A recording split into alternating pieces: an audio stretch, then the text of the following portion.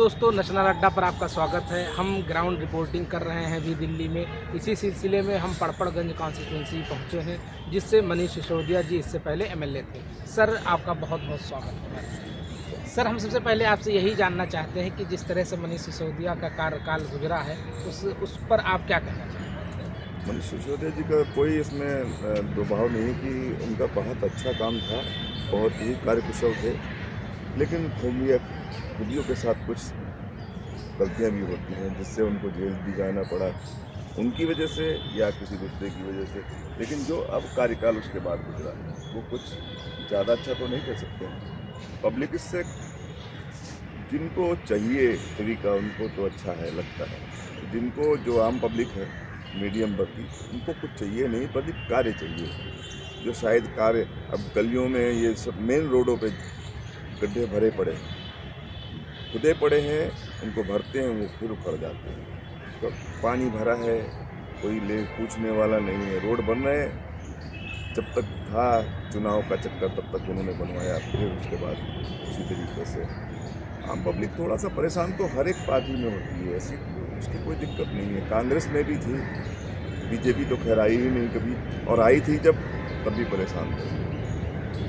लेकिन इसमें इतना है कि आम आदमी का ज़्यादा परेशानी तो नहीं है, लेकिन अब लोग फिर वही आशा लगा रहे हैं जो कांग्रेस से कभी आशा करते थे।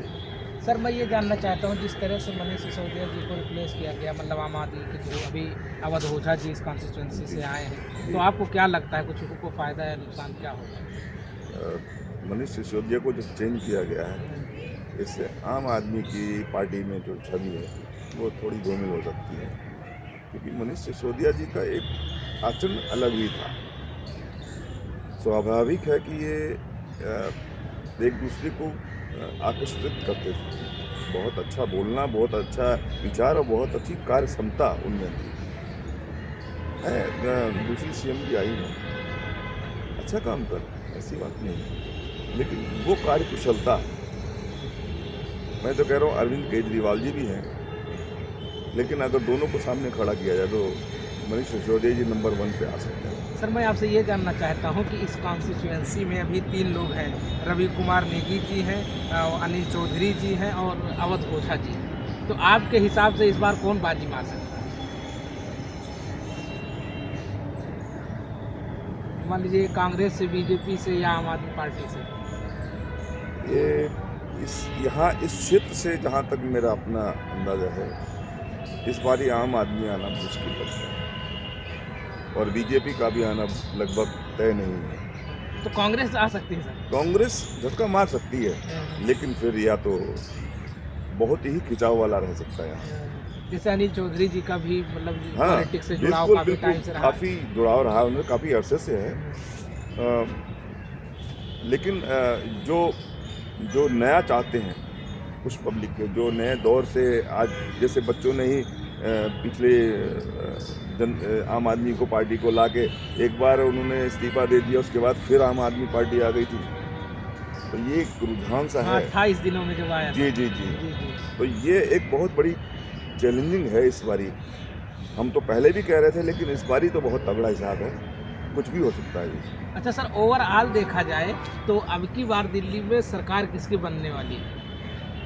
ओवरऑल अगर देखा और समझा जाए, थोड़ा उसको एनालिसिस किया जाए तो बीजेपी मार सकती है बाजी। अच्छा, तो ये तो फर्स्ट टर्म होगा, समझ ये लीजिए। फर्स्ट टर्म होगा उस तरह से। क्योंकि उधर कांग्रेस को इन्होंने झटका मार रखा है, हाँ। इधर आम आदमी आपस में लड़ रहे हैं ये, हम्म। तो बीजेपी वाले मुखर हो गए हैं, थोड़े से खुल गए हैं, और खुलाव इनको दोनों पार्टियों को झेलना पड़ सकता है। अगर मैं आपसे ये जानना चाहूँ कि सबसे खराब काम जो आपको आम आदमी में लगता हो, जी। जिससे पब्लिक इरिटेट करती हो, वो क्या होगा, और एक अच्छा क्या हो सकता है? खराब काम, अब आप ये देखिए, सर्दी के दिनों में पानी आप छिड़कवा रहे हैं, ये तो दिखावा कर रहे हैं, पब्लिक का पैसा वेस्ट हो रहा है। एक तरफ झाड़ों में पानी, ठंड के दिनों में पानी छिड़काव करवा रहे हैं, उससे क्या लेना देना। अच्छे कार्य जिन्होंने, जो पौधे लगवाए आपने, वेरी नाइस, बहुत अच्छे हुए। उन्होंने काफ़ी हरियाली बांटी है कई बगीचों में, लेकिन इसके साथ साथ जो पानी है गर्मी में तो ठीक था, ये जो चलती बसों में के सामने से और जो बच्चे जा रहे हैं स्कूल के सामने से पानी चलता है तो ना। अगर दिल्ली लेवल पे देखा जाए तो कांग्रेस को आप कहाँ देखते हैं? या कुछ सीटें निकालेगी या सरकार के बनाने के रेस में है? नहीं, ये मैं मानता हूँ कांग्रेस झटका खाए बैठी है, लेकिन कांग्रेस का मुखड़ा कोई नहीं है। अगर मुखड़ा अभी सुनने में आया है कि शीला दीक्षित के लड़के ने के सामने ही मैडम ने किसी मोहम्मदन का नाम ले लिया सेम का, तो वो एक आघात सा लगता है। ये नहीं कि मोहम्मदन है, वो शीला दीक्षित के लड़के हैं, उन्हीं के सामने अगर कहना तो ये उचित थोड़ा सा नागवार उसको ही लगता होगा। लेकिन जहाँ तक है कांग्रेस भी बाजी मार सकती है, इसमें कोई डर है। आम आदमी का मैं कह नहीं सकता ज़्यादा, क्योंकि इस बार काफ़ी स्कैंडल में फंसे हैं ये, शराब से लेके और पता नहीं कहाँ इनको। केजरीवाल भी जेल में रहे, मनीष सिसोदिया जी अब छूटे हैं, जबकि उनकी छवि आज भी बढ़िया। अच्छा सर, मैं आपसे वही एक फिर क्वेश्चन हुआ कि अगर भाजपा में एक अच्छाई और एक कोई कमी बतानी हो तो क्या हो सकते हैं दिल्ली के एतबार? भाजपा में एक कोई अच्छाई उसकी जो काम ग्राउंड लेवल पर करती हुई दिख रही हो, या उसकी एक कमी? भाजपा में अच्छाई ये है कि दिल्ली के अंदर अच्छाई कोई नहीं है कि दिल्ली के अंदर उन्होंने कोई काम नहीं किया है, किसी भी प्रकार का डंडक काम नहीं किया। दिल्ली को उन्होंने जैसे गोद लिए हुए किसी का गोद लिया हुआ बच्चा है उस तरीके से रखा है। एक नाम का काम भी कभी नहीं किया उन्होंने बीजेपी वालों ने। और अच्छाई ये है कि बस हिंदुत्व का नारा देते हैं, जो हिंदू इकट्ठे हैं बस। तो नारे से कोई काम होने वाला नहीं जब तक कार्य ना हो उसका। और कांग्रेस का सर? कांग्रेस ने चाहे हिंदू हो या मुसलमान हो, सबको लेके हमेशा साथ चला, सब में भाई बनत्व बनाया रखा। और देखिए झगड़े कहाँ नहीं होते, हर घर में होते हैं, हर प्रांत में होते हैं, कांग्रेस राज में भी हुए, लेकिन वो नहीं हुआ। सन 84 में तो देखिए मुसलमान तो था ही नहीं उसमें, हिंदू था, हिंदू था, सरदार जी थे। ये तो एक आपदा थी समझो, और कोरोना जैसी आपदा तो बीजेपी में आ गई है, तो इसको ये कोई वो नहीं है, चैलेंज नहीं है। लेकिन रही बात कांग्रेस राज में जो है इतना ज़्यादा वो नहीं रहा, करप्शन नहीं रहा इस तरीके से कि उन्होंने बांटा हो किसी को।